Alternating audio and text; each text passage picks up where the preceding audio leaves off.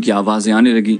एक दूसरे को अपनी जगह के बारे में बताने के साथ साथ वो ताज़ा सूरत हाल से भी आगाह कर रहे थे। 400-500 अफराद उस इलाके में फैलकर घर घर की तलाशी ले रहे थे। उसके साथ वो दरख्तों के झुंड और गारों वगैरह की छानबीन भी बारीकी से कर रहे थे। बुरे फंसे जीशान मियाँ, मैं खुद कलामी के अंदाज में बड़बड़ाया। पलवशा अभी तक छत पर थी।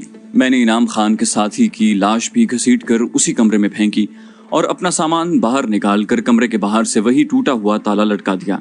इसी असना में पलवशा भी नीचे उतर आई थी। मैं बेसब्री से मुस्तफसिर हुआ, क्या कुछ पता चला?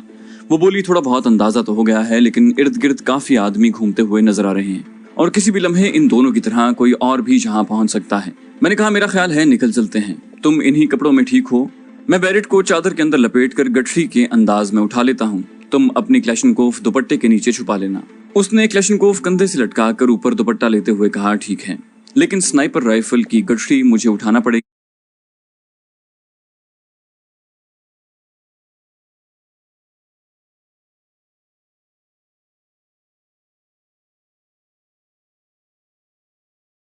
औरतों ने सर पर उठाया होता है। गैरतमंद मर्द के पास उसकी मर्दानगी की निशानी फकत हथियार होता है। आखिरी फिक्रा उसने तंज़िया अंदाज में कहा था। मैंने कहा, अच्छा ये लो। मैंने चादर में लिपटी हुई बैरेट उसकी जाने बढ़ा दी। राइफल और थैले को इकट्ठा बांध कर उसने महारत से सर पर रखा और चल पड़ी।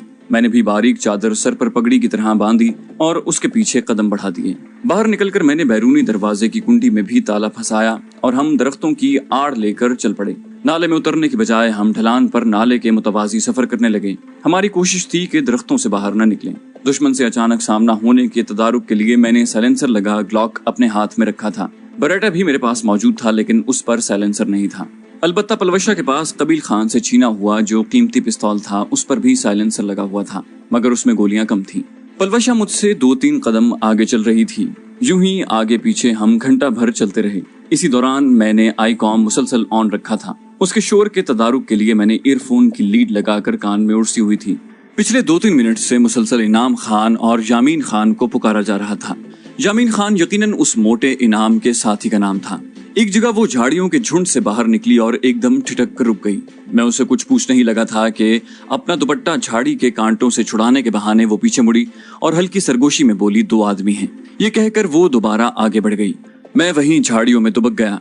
आईकॉम सेट ऑफ करके मैंने जेब में डाला और ग्लॉक 19 को तैयार हालत में पकड़ लिया। उसी वक्त मेरे कानों में एक करख्त आवाज पड़ी, ओए लड़की, कहाँ जा रही हो? जवाबन पलवशा ने लोचदार आवाज में कहा, डेराजल जा रही हूँ।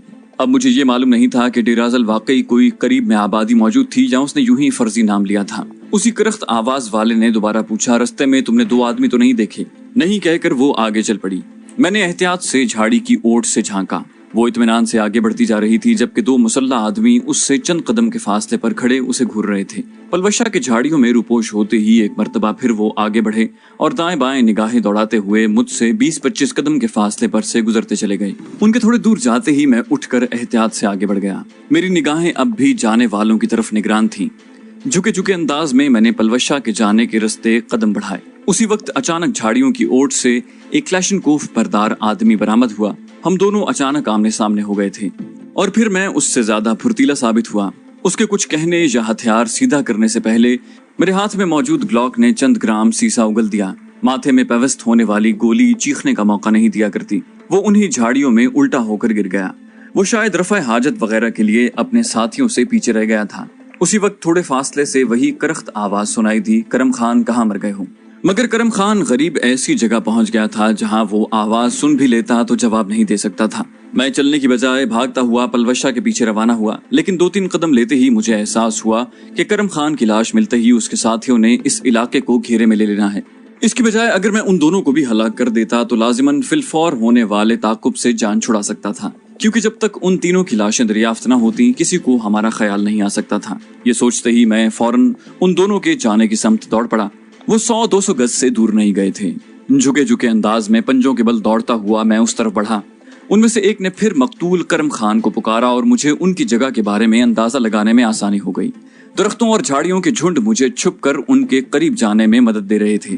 वो अपने साथी के इंतजार में 2 हमवार पत्थरों पर बैठ गए थे। अलबत्ता उनका रुख पीछे की तरफ ही था। अपने हथियार उन्होंने गोद में रख लिए थे। मैं एकदम झाड़ियों की ओट से बाहर निकला। उनमें से एक उस वक्त बोतल से मुंह लगाकर पानी पी रहा था। दूसरे को भी हैरत का झटका लगा, मगर उसके संभलने से पहले ग्लॉक की गोली अपना काम कर चुकी थी। ठक की आवाज आई और अपने साथी के नीचे गिरकर एड़ियां रगड़ने की आवाज सुनकर दूसरे ने बोतल होंठों से हटाई, और इससे पहले कि सूरत हाल उसे वाजे होती, ग्लॉक की गोली उसे तमाम दुनियावी परेशानियों से दूर ले गई। उनके करीब जाकर मैंने बारी बारी दोनों को टांगों से पकड़कर झाड़ियों में फेंका ताकि उन्हें आसानी से तलाश न किया जा सके, और वो वापस मुड़कर दौड़ पड़ा। करम खान नामी आदमी कुदरती तौर पर झाड़ियों में गिरा। पलवशा के जाने की समत मुझे मालूम थी। मैं उसी तरफ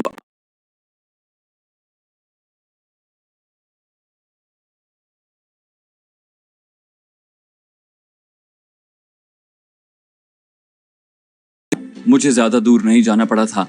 थोड़ी दूर ही मुझे वो तशवीशनाक हालत में खड़ी नजर आई। बड़े बड़े खतरों में मैंने उसके चेहरे पर परेशानी नहीं देखी थी, लेकिन उस वक्त वो काफी परेशान नजर आ रही थी। मुझ पर नजर पड़ते ही उसकी परेशानी बरहमी में तब्दील हो गई। कहाँ रह गए थे? मालूम है कितनी परेशान हो रही थी मैं। मैंने कहा मजबूरी थी, उन खबीसों से टाकरा हो गया था। मैं उसके पूछे बगैर उसे तफसील बतलाने लगा। सारी बात सुनते ही वो बोली, फिर उस तरफ चलो। सम तब्दील करते हुए वो ऊपर चढ़ने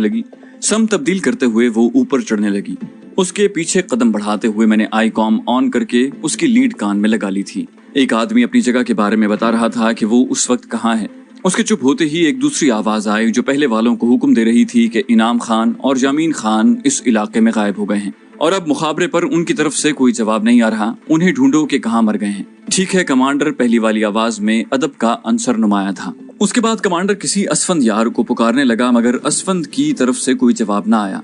2-3 बार असफंद असफंद कहकर उसने शेरदिल और करम खान का नाम पुकारना शुरू कर दिया। करम खान का नाम आते ही मेरी समझ में आ गया था कि वो थोड़ी देर पहले मेरे हाथों अंजाम को पहुंचने वाली पार्टी को पुकार रहा है। थोड़ी देर उन्हें पुकारने के बाद वो खामोश हो गया था। पलवशा के कदमों की रफ्तार बहुत तेज हो गई थी। वो किसी लोमड़ी की तरह पहाड़ की बुलंदी सर करती थी। बाज़ औक़ात तो मुझे उस पर रश्क होता। खुद को बहुत सख्त जान समझने के बावजूद मैं इन पहाड़ों में बमुश्किल उसके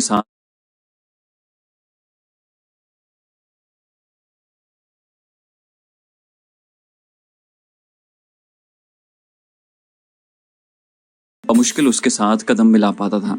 पहाड़ की बुलंदी पर पहुंचते ही वो दूसरी समत नाले में उतर गई। दूसरी तरफ के नाले में दरख्त न होने के बराबर थे, इसलिए वो नाले में चलने की बजाय अगली चढ़ाई चढ़ने लगी। मुशक्कत की वजह से हमारा पसीना धारों की सूरत में बह रहा था। अगली चढ़ाई के दरमियान में काफी घने दरख्त मौजूद थे। हम उन्हीं दरख्तों में आगे बढ़ने लगे। थोड़ा सा आगे बढ़ते ही मुझे नाले पर 3 आदमी उसी समत हरकत करते नजर आए जिस तरफ हम रवाना थे। मैंने पलवशा को उस तरफ मुतवज्जे किया। कहकर वो रुक गई थी। ऊपर चढ़ते हैं। वो चूंकि इस इलाके को मुझसे ज्यादा जानती थी, इसलिए मैंने मशवरा देने पर इक्तिफा किया। असबात में सर हिलाते हुए उसने ऊपर की जानिब कदम बढ़ा दिए। अचानक आई कॉम में मुझे एक आदमी की घबराई हुई आवाज आई। वो इनाम खान और जामीन खान की लाशें मिलने के बारे में कमांडर को बताते हुए ये वजाहत कर रहा था कि दोनों मरे हुए हैं और ज्यादा देर नहीं हुई। सारी बात सुनते ही कमांडर मुख्तलिफ पार्टियों को उस इलाके को घेरने का हुक्म देने लगा। नीचे नाले में सफर करने वाले दोनों आदमी भी मुझे पीछे मुड़कर तेजी से वापस हरकत करते नजर आए। मैंने पलवशा को सूरत हाल से आगाह किया। फिलहाल वो पीछे ही मुतवज्जे रहेंगे। हम जितना जल्दी हो सके यहाँ से निकल जाएं उतना ही बेहतर है। बुलंदी पर पहुंचकर हम दूसरी जानिब उतर गए। वजीरिस्तान में 4 सू पहाड़ ही पहाड़ हैं और हर पहाड़ से कई नाले निकलकर मुख्तलिफ समतों में बहते हैं। नाले बिल्कुल हाथ की लकीरों की तरह फैले हुए हैं। खुश्क और बहते नालों की बहुतात के अलावा वहाँ दरख्त भी